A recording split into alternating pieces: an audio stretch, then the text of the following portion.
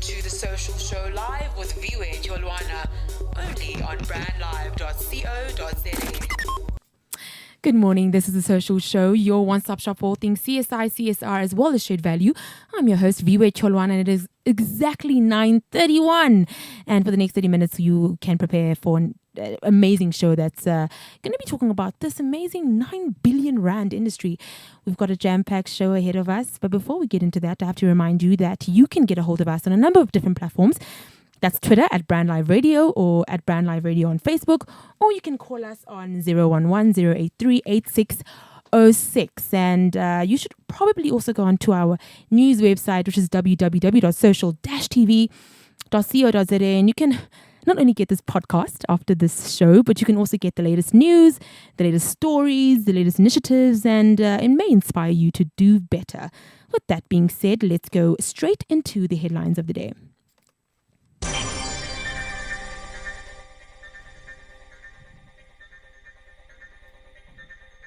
Online searches for bottled water skyrocketed as consumers stock up for Day Zero supplies.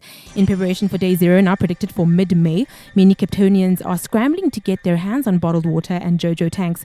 According to data from the Products Discovery and Comparison Service Price Check, searches for bottled water have skyrocketed up to 577% since December, while JoJo tanks are the most searched for item across the site. There's also been a sharp spike in the demand for versatile water collection tanks, with searches up more than 100% since December. Searches for water tanks in general, meanwhile, are up 262%. Given that some people are using the water they collect in these tanks for their household needs, it's probably not surprising that the comparison site has seen a sharp spike in searches for 12-volume pumps, more than 1,000%. Vital for pumping water out of their tanks and into their household plumbing. Others are hopeful that they can literally take out water from the air. The phrase air to water is the third most searched for term on the internet. In other news, a world-renowned ivory investigator whose detailed reports contributed to the fight against elephant poaching and illegal wildlife trade was killed at his home in Kenya Monday, 5th of February. Esmond Martin, 75, died after being stabbed at his house in Nairobi, suburb of Langata, on Sunday afternoon. Martin, an American who lived in Kenya for decades, focused on the demand of the end of illegal ivory supply chain, describing, quantifying, and analyzing the Asian ivory markets in China, Hong Kong, Vietnam, Laos, and elsewhere. His groundbreaking investigations are credited with contributing to China's decision to close its illegal ivory markets last year. Poaching has killed an estimated over 100,000 elephants over the past decade, with transnational organized crime syndicates taking over the illicit trade. And lastly, in our news, UN Women has named renowned activist Jaha Dukere of Gambia as a regional goodwill ambassador for the organization. The announcement was made on the 6th of February, the International Day of Zero Tolerance for Female Genital Mutilation. Dukere will dedicate her efforts to support UN Women as advocacy to end female genital mutilation and child marriage in Africa, with a focus on mobilizing the youth. Herself a survivor of FGM and forced into child marriage at 15, she is the CEO and founder of the NGO Safe Hands for Girls, which provides support for African women and girls who are survivors of the FGM and address its lifelong harmful physical and psychological consequences. Dukere has been instrumental in advocating with President Obama's administration to investigate the prevalence of FGM in the United States. And that concludes our news today.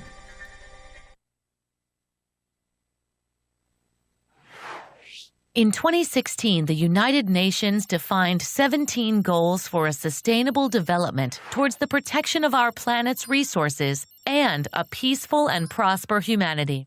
They build the frame for a global transformation by 2030. But this time, something is different. It was a joint approach with politics, business, academia, and NGOs working together. And BASF was apart from the beginning. We want to be a driving force in reaching the SDGs because we see chemistry as an enabler for a sustainable future. The SDGs guide us in our decision-making as we strive for solutions that have a positive impact on reaching these global goals. For example, we produce more solutions which tackle water scarcity, like water filtration and desalination. Or we support people in countries with malnutrition, for example, with food fortification developments. And we are committed to save our valuable resources globally, for example, through better recycling processes and more biodegradable substances. We contribute to the SDGs and thus add value for BASF, the environment, and society. For us, sustainability makes good business sense and is good for the planet. So let's come together and partner to reach the Sustainable Development Goals. BASF, we create chemistry. The jobs and economy of the future will be urban. By 2030, 60% of the global population will live in cities. To ensure decent work and economic growth, local leaders face many challenges. 40 million jobs need to be created every year for young people entering the labour market. Depending on the developing region, between 45 and 90% of workers are in the informal economy. There are 168 million children in child labour worldwide. Women's average wages are between 4 to 36% less than men's. Many local governments are already taking action, fostering community participation and social dialogue between employers and workers, including in the informal economy, adapting and responding to economic trends and challenges, promoting entrepreneurship, job-oriented policies, innovation and labour protection, and learning from one another through city-to-city cooperation. Local and regional governments do all this to ensure inclusive and sustainable economic growth, employment, and decent work for all, which is Goal 8 of the 2030 Sustainable Development Agenda. Achieving SDG 8 depends on local governments. Safer Internet Day is an international day of action organized by InSafe every February to promote safer and more responsible use of technology, particularly among children and young people. Microsoft has been active in Safer Internet Day since it started in 2004. And this year's theme is Create, Connect, and Share Respect. A better internet starts with you. And so, to coincide with Safer Internet Day, Microsoft will release, or has released rather, its newly updated Digital Civility Index. The index is based on a survey which is civility, safety and interactions online, or online risks, up from 17 last year across 4 categories: behavioral, reputational, sexual, as well as personal. And today I am joined by the CMO of Microsoft South Africa, Kethan, who's going to talk to us a little bit about this Digital Civility Index. Thank you so much for joining us this morning. Yeah, good morning, Viwe, and good morning to all of your listeners, and thank you for giving me the chance to be with you today. Lovely. So obviously Microsoft is using the Digital Civility Index to amplify awareness and drive stories that demonstrate the need for teenagers, young adults, parents, educators, policymakers, even corporates to a large extent, to understand the real consequences of negative online interactions. Before we get into that, how is sort of Microsoft involvement in this day sort of developed from 2004 to 2018, and what are the things that have come out? So you're right, Safer Internet Day is something that's really important for all of us, especially now in the digital age. We want to make sure that we understand a little bit more about the people that are going online, the risks, the consequences of negative online behaviors. So the way that we've worked with the organization InSafe that has organized Safer Internet Day is to participate through a means of creating a survey, which we now run, and have been involved with Safer Internet Day since 2004. So it's 14 years now. And we run our own survey called the Microsoft Digital Civility Index to basically understand more about the online behaviors and the negative consequences as a result of that. What are the kind of responsibilities that the technological and digital sector have in making sure that communities are safe online? I mean, obviously, Microsoft is a leader in the digital and the internet space, I suppose. And obviously, I think this partnership is very important, and I have to commend that. But what are the responsibilities that you saw in this partnership? So I think, as an industry, we work together to make sure that we can create access for people to browse the internet, to use digital. So as a result of that, and that's one of the reasons why we as Microsoft have partnered with InSafe to create this index, is to make sure we can understand a little bit more about the behaviors, understand the risks. The reality is a partnership, because technology can only do so much. So, one of the things that we've done a lot of investment into is to make sure the technologies that we've developed allow our users to be as protected as possible by ensuring things like our browser is by default secure when you start it up. Make sure that the updates that we put on our operating systems are, built in with things like, protection against malware and spyware as an example. But the reality is that's just a portion of it. The partnership also involves us working with government around policy and legislation. It also talks about how we help create awareness, which is part of the survey, so that people know, parents as an example, are aware of the threats that people may be exposing their children to, as an example. So technology can go, certainly only one part of it.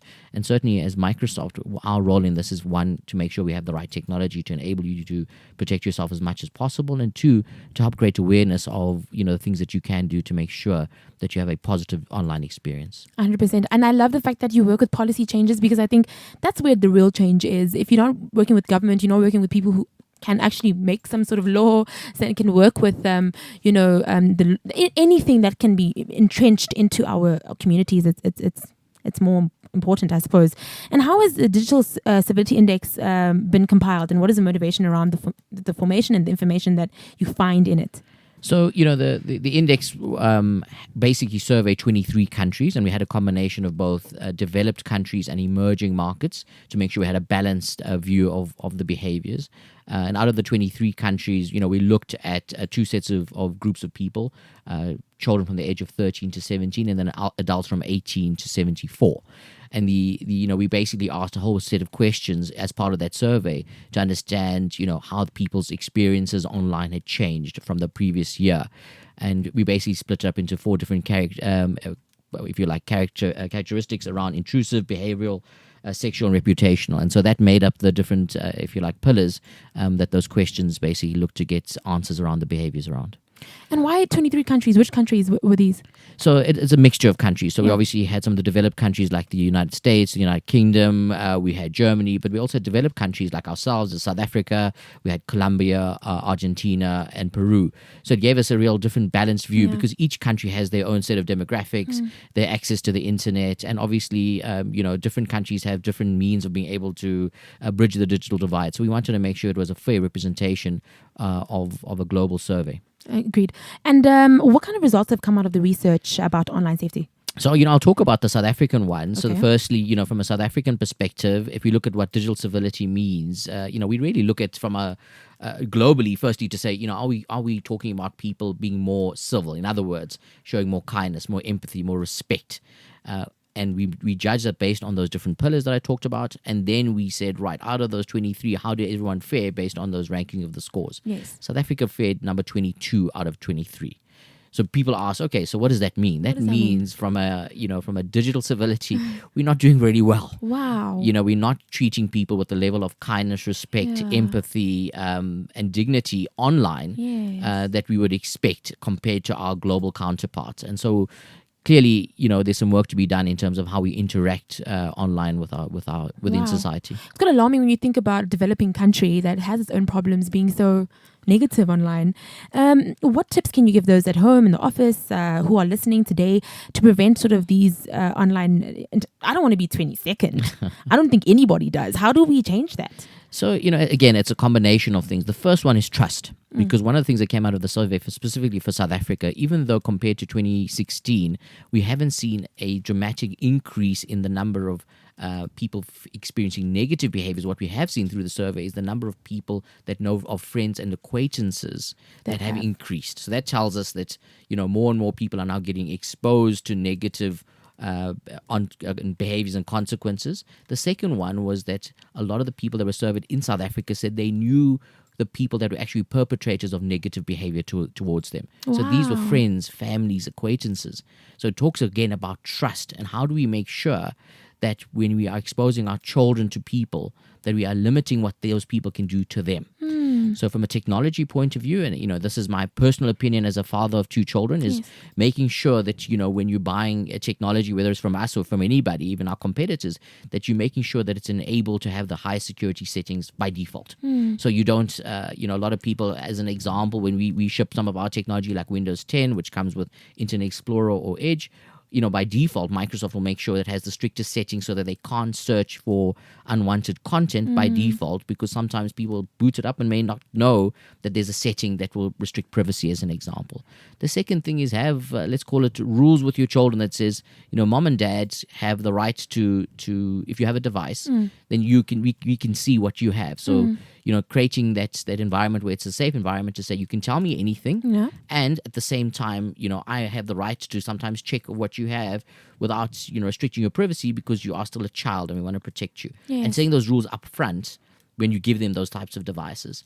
And then from a corporate perspective, make sure that you're working with, ourselves, with our partners, to make sure that we are automating a lot of the functions that are available today in our technology and even our competitors' technology, to make sure that threats are detected before they become a problem, making sure that some of the rules and policies that your organization has are implemented into the technology so that you don't have to worry about some of the back-end system things and they take care of themselves. The final thing is also be savvy. We've one of the major things that came out for South Africa, which is a very high rate compared to the rest of the world, we had hoaxes, scams, and frauds at 44% of the survey versus 27% for a global average. Wow. So we've probably all got those junk emails that said, "Yippee, we've won! Yes, we've won billions Yes. in pounds, dollars, wherever it may be." And you just Yes. need to click on be savvy. Make sure if it sounds too good to be true, it probably is. So do not click on unwanted. Never give your username and password. Never give your bank account details. Don't click on links unnecessary. No banks will ever ask for your username and password. Yes. Be conscious of that and make sure that you apply your good judgment in that, because even with the best intent around technology, what we found in South Africa specifically is that these hoaxes and scams are on the increase, unfortunately, and a lot of innocent people are falling victim to this. 100%. I think it's so important that we highlight the fact that this is an amazing initiative, but more than that, I feel that it's very, very rare to find any technological device or any company speak about responsibility within the organization. I think it's very important. So can you tell us a little bit more about what your entire corporate social strategy is, if you have one, and how it relates to the Civility Index and perhaps other ventures that you have for 2018? Yeah, so, we're very proud of what we do around corporate social responsibility, and it comes back to our mission from a global perspective, which is to empower every person and organization on the planet to achieve more. And we use that as our guiding principles in our business, including corporate social responsibility. And what we do in every country, and in South Africa specifically, we try to align to the challenges of the country. So making sure when we're putting our investment, we are actually helping to alleviate some of the challenges we are facing for common good and common purpose. So the first one we really look at is around skills. So we know in South Africa, we've got a lot of people that are, firstly, from a school perspective, they don't have the digital literacy that's required. So one of the things that we've done as an example is for children under the age of 24. We say children, that includes adults, I suppose, until you reach 24. But it's mainly aimed at people that are, still going to school or to college or tertiary education.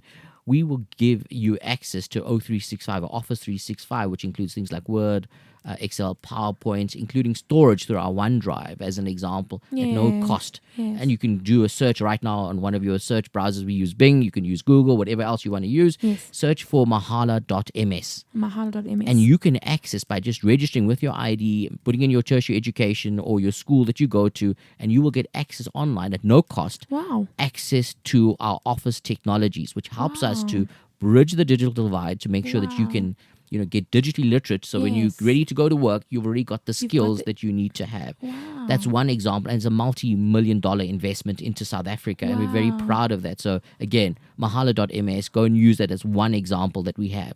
The other one we have is something called student to business. So we also realize that as you leave school, there are a lot of people between school and university or getting to work may have the digital literacy but don't have some of the skills, IT skills, in terms of coding development, to actually go and find work. It's a major challenge for us, especially for our youth. Yes. And so we have something called Student to Business, where we partner with our customers, we partner with our own resellers to actually help place interns and get the necessary skills.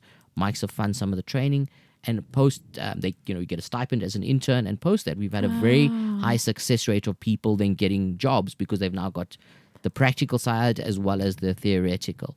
One for your audience, we also talk about in terms of Cloud for Good, specifically for nonprofits.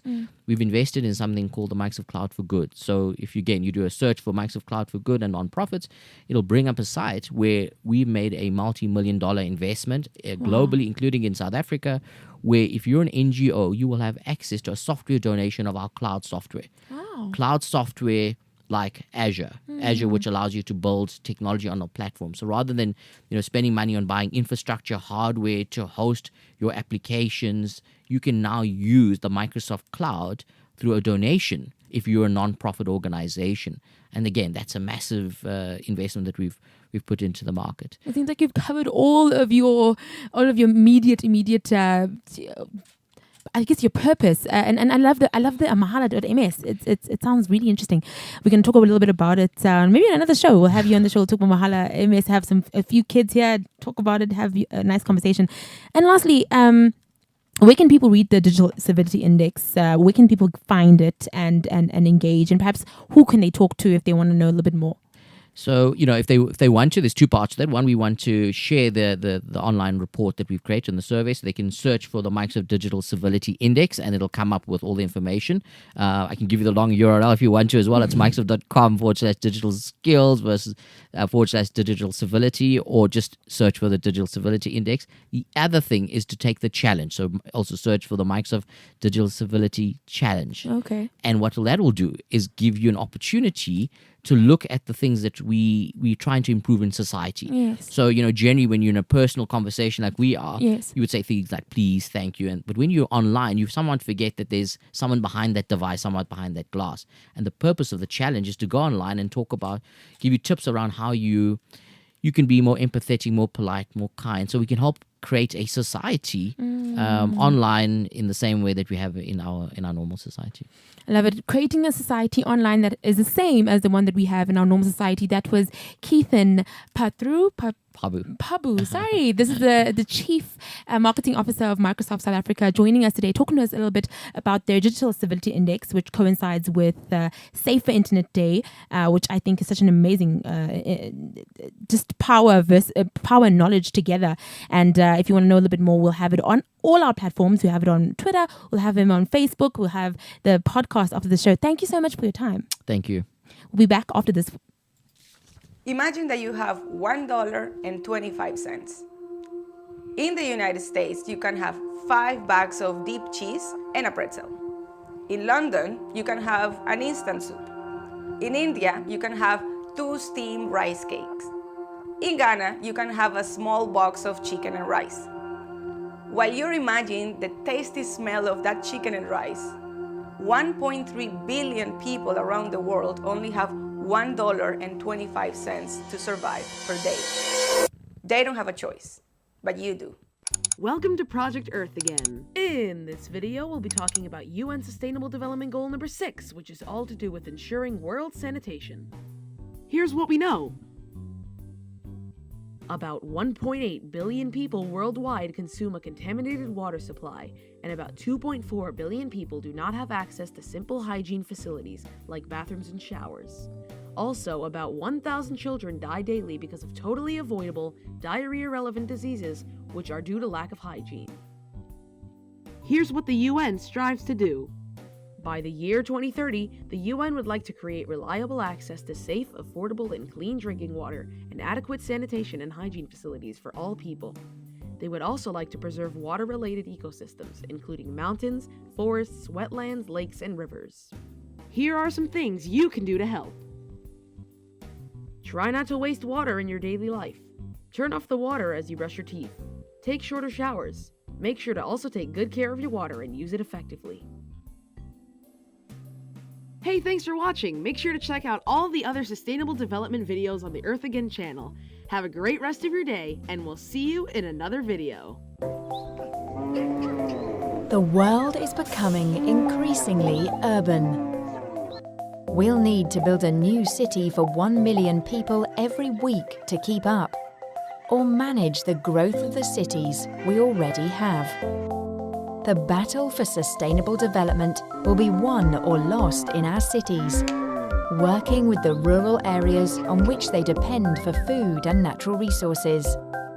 Mayors and local governments are already taking action to win this battle.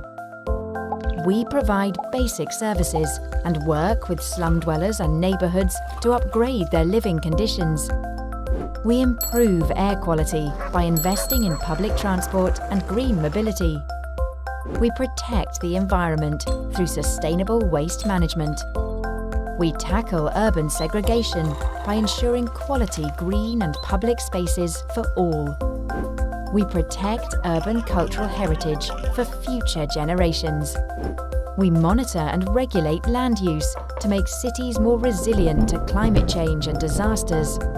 We involve our communities in planning for inclusive and sustainable urbanisation.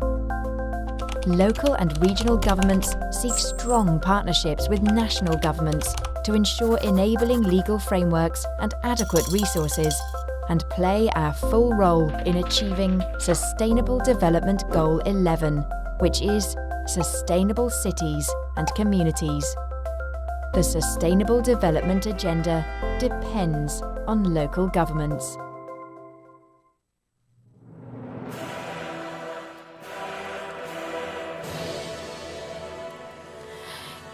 Well, you're back on the Social Show, and I know every single time you hear that sound, you must know now what that means. We have a short clip to play for you for things to remember, something just to end off the day, just to start off the weekend that you can think about and see how you can get involved, how you can discuss it with your friends, with your family, and just have people more aware about the situation. Let's play this clip, and then I'll be back afterwards.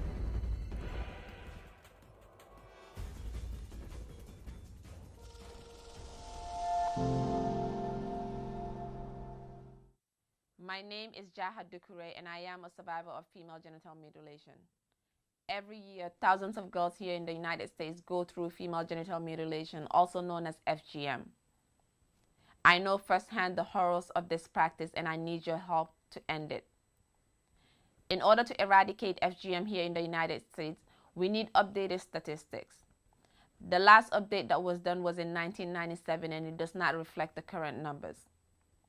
I am asking the Obama administration, as well as the Department of Health and Human Services, to update the current statistics that they have so we can see the number of women that have already went through FGM, as well as the number of girls that are at risk of going through FGM. This is just the beginning of our work. We are not going away, and we are not backing down until we know that every girl is protected. That was Jaha Dukure. I keep saying her name wrong. I'm really bad with names. I think you have heard in the past shows. But anyway, she's a Gambian women's rights activist and anti-female genital mutilation campaigner, and was subjected to female genital mutilation in the Gambia when she was just a little more than a week old. She's the founder and executive director of Safe Hands for Girls. I did speak about it in my news, and I thought it was important, something to really speak about. Now she's just the head of the Guardians End FGM campaign. She also is now the head of the UN FGM campaign. They've chosen her as their female ambassador, and I think it's super important that we speak about FGM. I think it's something that doesn't necessarily affect South Africans as much. I don't know. There are probably places where you find FGM is still being practiced, and I just think information around it has been really painful to get. Really hard to understand what's going on, because it's something that people don't want you to know, especially specific religious organizations and institutions. But I think it's very important that we start speaking a little bit about FGM in a space where women are trying to empower themselves, and women are trying to really get into the workspace, and are really trying to really fight the injustices of patriarchy and all the other things that have happened in the past. We sort of forget about the really really, really marginalized people, those who are going through FGM all over Africa, all over the United States, the world. And it really does take away from a lot, from women in multiple different ways. And I know if you don't know anything about FGM, which is female genital mutilation, I dare you to go Google it, read up on it, find out about Jaha Dukre and her work, and let me know. Send me something on Twitter, send me an email on press@social-tv, send me something and let me know what you think, what your insights are, what you know about it, if you know about it, and what you think can be done to help alleviate and lessen or just end FGM practice in the whole world. And that concludes our Friday show. I hope you are well informed, well empowered with information. If you don't know anything about what Microsoft is doing in their CSI, today you found out. If you didn't know anything about FGM, today you found out. So you can't say you don't know, because you know. And that concludes our show for the day. Thank you so much for listening to The Social Show every day, 9:30 to 10 a.m. I am here giving you the very latest CSI and CSR news. Sayonara. You're listening to brandlive.co.za.